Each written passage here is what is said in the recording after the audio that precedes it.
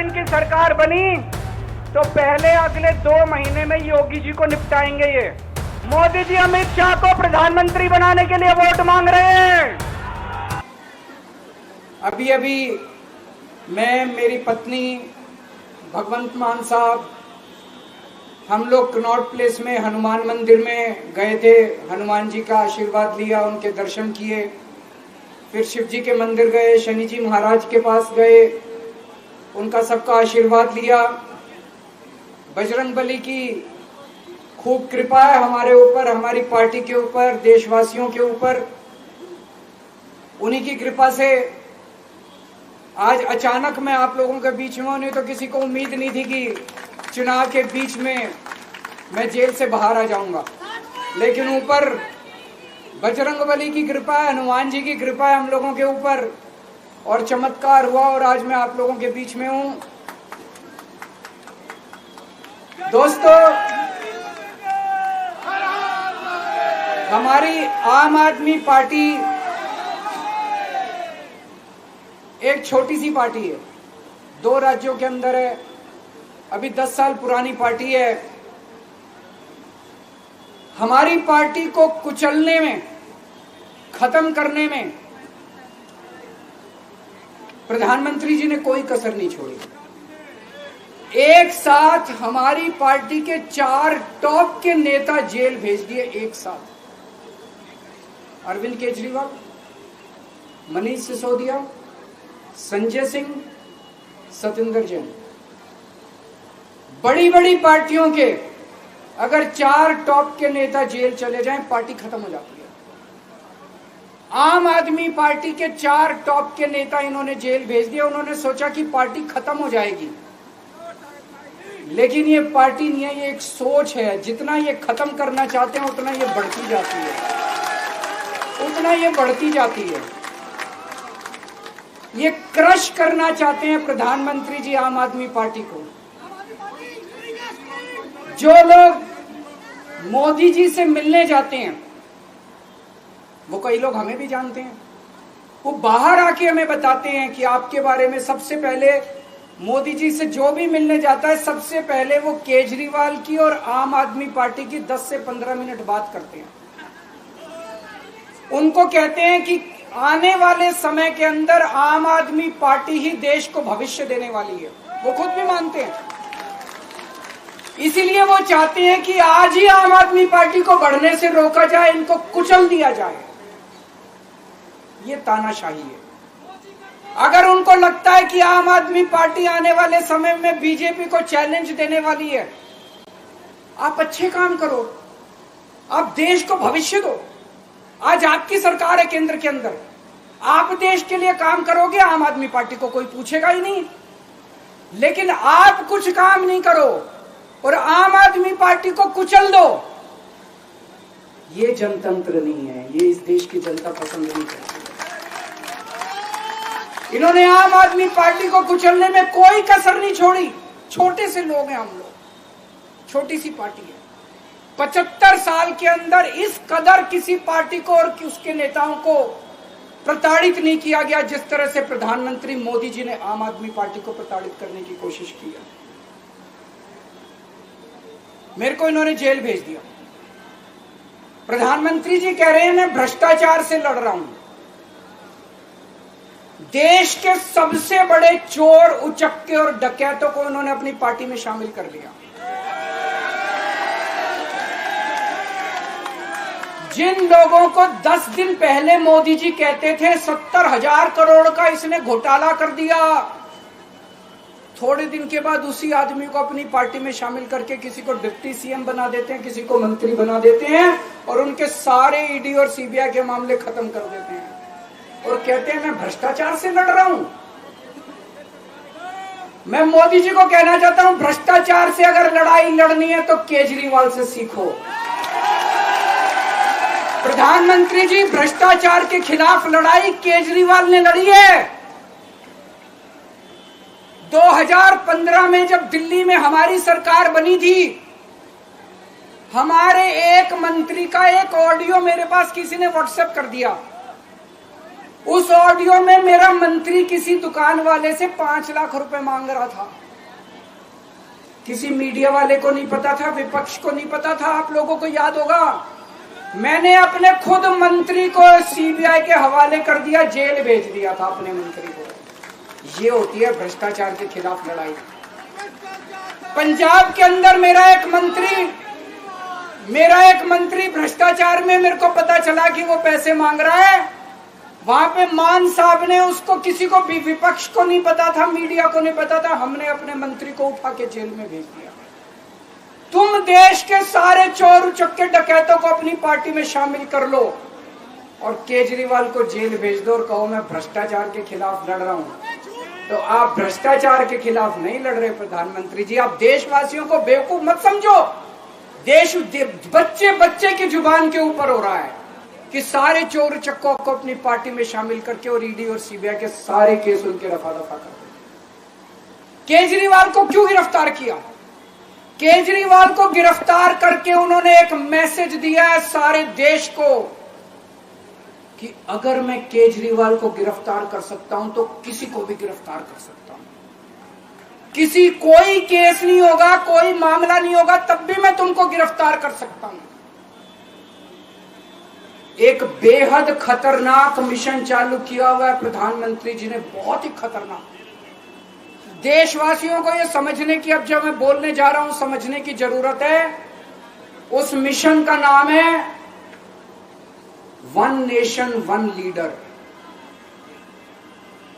देश के सारे नेताओं को खत्म करना चाहते हैं मोदी जी, और इसको 2 स्तर के ऊपर इस मिशन को चला रहे हैं। जितने विपक्ष के नेता हैं उनको जेल भेजेंगे और जितने बीजेपी के नेता हैं उनको सबको निपटा देंगे, उनकी राजनीति खत्म करते जाएंगे, उनको सबको निपटाते जाएंगे।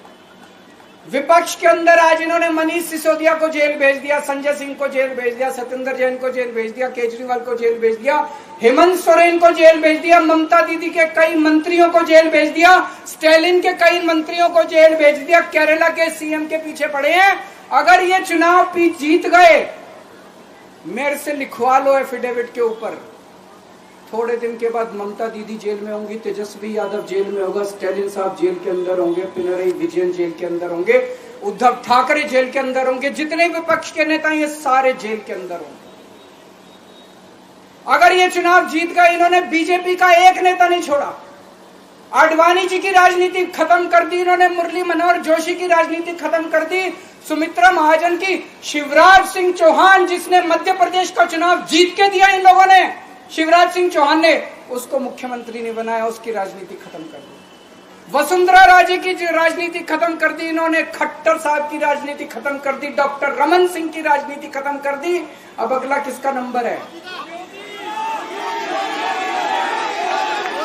योगी आदित्यनाथ। अगर ये चुनाव जीत गए, मेरे से लिखवा लो, 2 महीने के अंदर उत्तर प्रदेश का मुख्यमंत्री बदल देंगे। योगी आदित्यनाथ की राजनीति खत्म करेंगे, उनको भी निपटा देंगे। यही तानाशाही है दोस्तों। वन नेशन वन लीडर ये चाहते हैं, एक ही तानाशाह इस देश के अंदर बचेगा, एक ही तानाशाह इस देश के अंदर बचेगा। हमारा देश बहुत महान है, 4000 5000 साल पुराना हमारा देश है। इसके पहले पिछले 4000 साल में कई मौके आए जब इस देश के ऊपर तानाशाहों ने कब्जा करने की कोशिश की, लेकिन हमारे देश के लोगों ने उन तानाशाहों का तख्ता उखाड़ के फेंक दिया। जब जब हमारे देश में ऐसा मौका आया कि तानाशाह ने हमारे देश के ऊपर कब्जा करने की कोशिश की, इस देश की जनता ने उसका तख्ता उखाड़ के फेंक दिया। आज एक तानाशाह इस देश से जनतंत्र खत्म करना चाहता है, आज एक तानाशाह इस देश से लोकशाही खत्म करना चाहता है। मैं पूरे तन मन धन से लड़ रहा हूं, संघर्ष कर रहा हूं उस तानाशाह के खिलाफ। 140 करोड़ लोगों का साथ चाहता हूं मैं। मेरे अकेले के करने से नहीं होगा। 140 आज मैं आप लोगों से भीख मांगने के लिए आया हूं, 140 करोड़ लोगों से, 140 करोड़ लोगों से भीख मांगने के लिए आऊं, मेरे देश को बचा लो, मेरे भारतवर्ष को बचा लो, मेरा भारत बहुत महान है। इस तानाशाही से बचा लो मेरे दोस्त, मेरे देश को।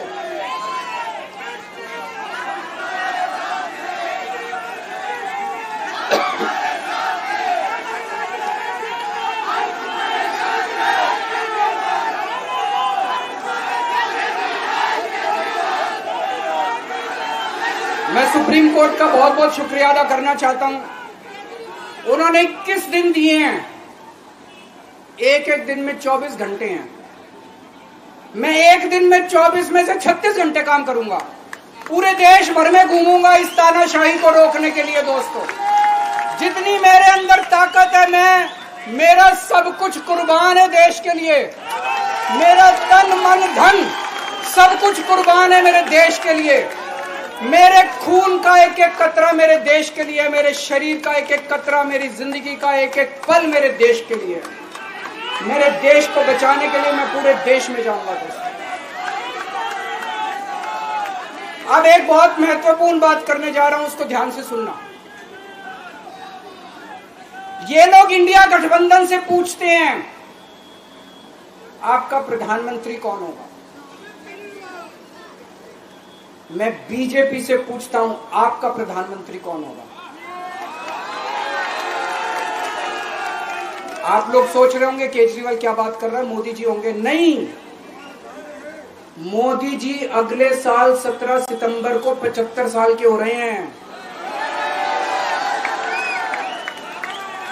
बीजेपी के अंदर मोदी जी ने 2014 में मोदी जी ने खुद ने रूल बनाया था कि बीजेपी के अंदर जो भी 75 साल का होगा उसको रिटायर कर दिया जाएगा। सबसे पहले आडवाणी जी को रिटायर किया गया, उसके बाद मुरली मनोहर जोशी जी को रिटायर किया गया, फिर सुमित्रा महाजन को रिटायर किया गया, फिर यशवंत सिन्हा को रिटायर किया गया। अब मोदी जी अगले साल 17 सितंबर को रिटायर होने वाले हैं। तो मैं बीजेपी से पूछना चाहता हूं आपका प्रधानमंत्री का दावेदार कौन है। दोस्तों, अगले साल 17 सितंबर तक अगर इनकी सरकार बनी, तो उस पर भी आऊंगा मैं। अगर इनकी सरकार बनी तो पहले अगले 2 महीने में योगी जी को निपटाएंगे ये, और उसके बाद मोदी जी के सबसे खास अमित शाह को ये प्रधानमंत्री बनाएंगे। तो मैं लोगों को, देश के लोगों को आगाह करना चाहता हूं, मोदी जी अपने लिए वोट नहीं मांग रहे। मोदी जी अमित शाह को प्रधानमंत्री बनाने के लिए वोट मांग रहे हैं। मैं पूछना चाहता हूं मोदी जी से और अमित शाह जी से, ये मोदी की गारंटी पूरी कौन करेगा? क्या अमित शाह मोदी की गारंटी पूरी करेंगे? जब आप अगर जो वैसे तो मेरे को लगता है, मैं भी आऊंगा उसके ऊपर, मुझे नहीं लगता इनकी सरकार बन रही है, लेकिन जो बीजेपी को वोट देने जाएं वो ये सोच के जाना कि आप मोदी जी के नाम पे वोट नहीं दे रहे, आप अमित शाह के नाम पे वोट दे रहे।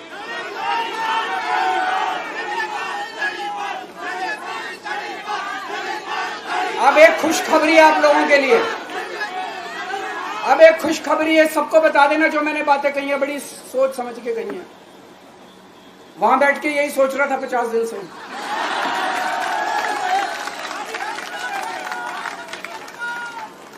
दोस्तों, पूरे देश के मेरे को बाहर निकले हुए 20 घंटे हो गए। इन 20 घंटों के अंदर भी मैंने रात भर में जनता से बात कर रहा था, लोगों से फोन कर रहा था।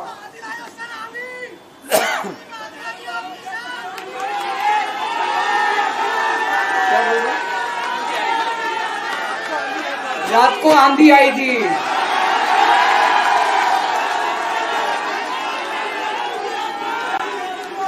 पिछले 20 घंटे में मैंने जो बातचीत करी है, कई बड़े बड़े एक्सपर्ट से बात की, चुनाव विश्लेषकों से बात की, सेफोलॉजिस्ट से बात की, जनता से बात की, फोन पे लोगों से।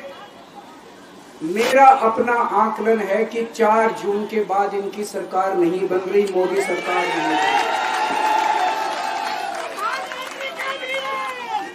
दोस्तों, अगर मैं गलत हूं तो मेरे को बताना, हरियाणा में इनकी सीट कम हो रही है, राजस्थान में कम हो रही है, कर्नाटक में कम हो रही है, दिल्ली में कम हो रही है, बिहार में कम हो रही है, महाराष्ट्र में कम हो रही है, कर्नाटक में कम हो रही है, बंगाल में कम हो रही है, झारखंड में कम हो रही है। बढ़ कहां रही है? यूपी में कम हो रही है, बढ़ कहां रही है? बड़े एक भी जगह इनकी सीटें नहीं बढ़ रही हैं। मेरा अपना मानना है, और सट्टा बाजार में भी वो जो चल रहा है, इनकी 220 से 230 के बीच में सीट आ रही है, उससे ज्यादा सीट नहीं आ रही। मोदी सरकार नहीं बन रही है, केंद्र में इंडिया गठबंधन की सरकार बन रही है। आम आदमी पार्टी उस सरकार का हिस्सा होगी। दिल्ली को पूर्ण राज्य दिलाएंगे। दिल्ली का एलजी लोगों का एलजी होगा, दिल्ली का एलजी दिल्ली वालों का एलजी होगा। गुजरात से आया हुआ है अभी, दिल्ली के लोगों का एलजी होगा, दिल्ली के लोगों का विकास होगा। एक और पॉइंट है, जब मैं जेल के अंदर था तो कुछ लोगों ने यह मुद्दा उठाया, केजरीवाल सीएम पद से इस्तीफा क्यों नहीं देता। दोस्तों, केजरीवाल को कभी किसी पद का लालच नहीं हुआ। मैं यहां मंत्री, मुख्यमंत्री, प्रधानमंत्री ये सब बनने नहीं आया। इनकम टैक्स में कमिश्नर की नौकरी करता था। कमिश्नर की नौकरी छोड़ के दिल्ली की झुग्गियों के अंदर 1 नहीं, 2 नहीं, 3 नहीं, 10 साल तक मैंने दिल्ली की झुग्गियों के अंदर काम किया है, सुंदर नगरी और नंदनगर की झुग्गियों के अंदर। इनकम टैक्स कमिश्नर की नौकरी छोड़ के जब मेरे को दिल्ली की जनता ने पहली बार सीएम बनाया, असूलों के ऊपर 49 दिन के अंदर सीएम पद से इस्तीफा दे दिया था। एक चपरासी की नौकरी कोई नहीं छोड़ता। सीएम बनने के लिए लोग अपना दायां हाथ कटाने के लिए तैयार होते हैं। मैंने खुद से अपने आप सीएम की कुर्सी को लात मार दी थी 49 दिन के अंदर। मेरे लिए सीएम पद इंपॉर्टेंट नहीं है। आज मैंने सीएम पद से इस्तीफा क्यों नहीं दिया जेल जाने के बाद? दोस्तों, पिछले 75 साल में भारतवर्ष में इतने राज्यों के चुनाव हुए, इतने राज्यों के चुनाव हुए, दिल्ली के अंदर सबसे ऐतिहासिक बहुमत से आम आदमी पार्टी जीती। 55-56% वोट, एक बार 67 सीट, एक बार 62 सीट। इतने भारी बहुमत से आज तक कोई राज्य की सरकार 75 साल में नहीं जीती। इतने भारी बहुमत से जीतने के बावजूद झूठा केस, अब उनको पता है वो हमें हरा नहीं सकते दिल्ली के अंदर। उन्हें पता है अगले 20 साल तक दिल्ली में आम आदमी पार्टी को कोई नहीं हरा सकता। तो उन्होंने एक षड्यंत्र रचा, राजनीतिक षड्यंत्र रचा। केजरीवाल को झूठे केस में जेल भेज दो, केजरीवाल को इस्तीफा देना पड़ेगा, केजरीवाल की सरकार गिर जाएगी। उन्होंने ये षड्यंत्र रचा। मैंने कहा मैं भी इस्तीफा नहीं दूंगा। तुम अगर जनतंत्र को जेल में कैद करोगे तो जनतंत्र जेल से चला के दिखाएंगे। दोस्तों, सरकार भी जेल से चला के दिखाएंगे। कतई इस्तीफा, तुम्हारे ट्रैप में फंसने वाले नहीं हम। ये अगर हेमंत सोरेन साहब को भी इस्तीफा नहीं देना चाहिए था, जेल से सरकार चलानी चाहिए। अगर हमने इस्तीफा दे दिया, ये तो बड़ा अच्छा इनके लिए। जिस राज्य के अंदर ये चुनाव हारेंगे उसके मुख्यमंत्री को पकड़ के जेल में डाल दो, सरकार गिरा दो। उसके मुख्यमंत्री को पकड़ के जेल में डाल दो, सरकार। आज मैं अगर दिल्ली की जेल के अंदर रह के दिल्ली की जेल से इस्तीफा नहीं दे रहा, वो इस तानाशाही के खिलाफ संघर्ष कर रहा हूं, इसको समझ लेना। केजरीवाल को किसी पद का लालच नहीं है। सीएम तो 100 सीएम की कुर्सी देश के नाम कुर्बान है। मुझे पता चला, मेरे जेल जाने से बहुत लोग भावुक हुए, खासकर मेरी माँ, बहनें, महिलाएं बहुत रोई। कईयों ने बहुत मन्नतें मांगी। मैं सबका बहुत बहुत शुक्रिया अदा करना चाहता हूं जिन लोगों ने अपनी दुआएं, करोड़ों लोगों ने अपनी दुआएं भेजी हैं। पूरी दुनिया भर से करोड़ों लोगों ने दुआएं भेजी। उन्हीं के आशीर्वाद का कमाल है कि आज मैं आप लोगों के बीच में हूँ। आप लोग सब लोग सुखी रहें, देश खूब तरक्की करे,